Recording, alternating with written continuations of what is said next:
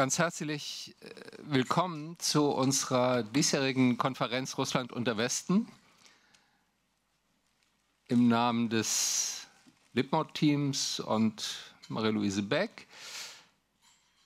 Ich bin Ralf Höchst, Direktor, einer der Gründer des Zentrums Liberale Moderne und habe das Vergnügen, Sie heute zu begrüßen. Ich freue mich sehr, viele bekannte Gesichter, gute Freundinnen und Freunde, aber auch einige neue Teilnehmerinnen und Teilnehmer an dieser Konferenz hier in Berlin zu begrüßen.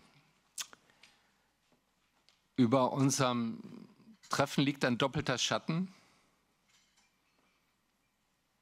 Der fortgesetzte Krieg in der Ukraine, und Krieg ist inzwischen ja schon fast ein abgenutztes Wort für die Schrecken und die Gräuel, die jeden Tag dort stattfinden. Und der zweite Schatten ist die immer härtere Repression gegen die demokratische Opposition in Russland selbst. Die schrankenlose Gewalt nach innen und nach außen sind zwei Seiten einer Medaille. Putins Obsession einer Restauration des Imperiums bedeutet Krieg. Und Kriegspolitik nach außen erfordert die Gleichschaltung nach innen und die Unterdrückung jeder Opposition. An unserer Konferenz im letzten Jahr, das ist fast genau ein Jahr her, nahm Wladimir Kara-Murza teil. Einer der führenden Köpfe der demokratischen Opposition gegen das Putin-Regime. Kurz nach seiner Rückkehr nach Moskau wurde er verhaftet und wegen Hochverrat und Verunglimpfung der russischen Armee angeklagt. Am Montag dieser Woche wurde er zu 25 Jahren verschärfter Haft verurteilt. Wladimir hat 2 Giftanschläge überlebt und jetzt soll er lebendig begraben werden. Dieses Terrorurteil ist auch eine Rache für seine klare Botschaft an die westlichen Regierungen. Tut alles, damit die Ukraine diesen Krieg gewinnen kann.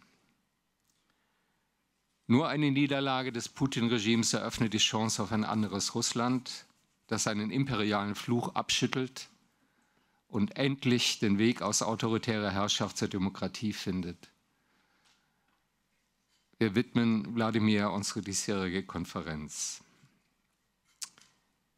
Es geht heute um 3 große Themen. Erstens den Stand des Krieges in der Ukraine und seine Bedeutung für Europa und für Russland. Was kann und was muss die demokratische Staatengemeinschaft tun, damit die Ukraine ihre Freiheit und ihr Territorium erfolgreich verteidigen kann? Wir dürfen uns nicht an diesen Krieg gewöhnen und abwarten, bis beide Seiten so erschöpft sind, dass es zu einem Waffenstillstand kommt.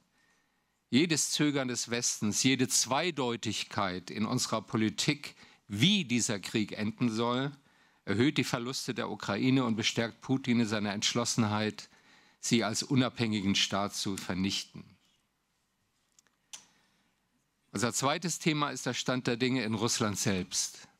Wie stabil ist das Regime? Wie viel Unterstützung hat es in der Bevölkerung? Was sind potenzielle Bruchstellen des autokratischen Systems? Und drittens geht es um Szenarien des Wandels in Russland und die künftige Russlandpolitik des Westens. Wir wissen nicht, wann und wie es zu einem Regimewechsel in Russland kommt. Aber der Westen sollte ihn nicht fürchten, sondern nach Kräften befördern. Solange Putin an der Macht ist, wird es keinen stabilen Frieden in Europa geben.